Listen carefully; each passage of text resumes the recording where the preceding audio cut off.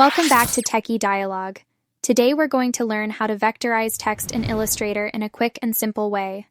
In this video, I'll show you how to convert editable text into a vector so you can freely customize and reshape it.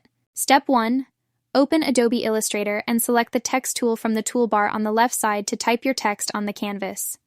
This step is important because you need actual text on the screen before converting it into a vector format. Step 2. Once your text is typed, click on it to select it, then press Ctrl plus Shift plus O on your keyboard. This shortcut converts the text into vector outlines, meaning it is no longer editable as text but becomes a scalable shape. Step 3. After converting the text, select the Pen tool or Direct Selection tool to edit the vector points.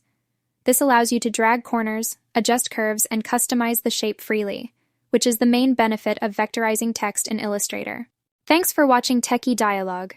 And don't forget to subscribe to the channel for more helpful design tutorials.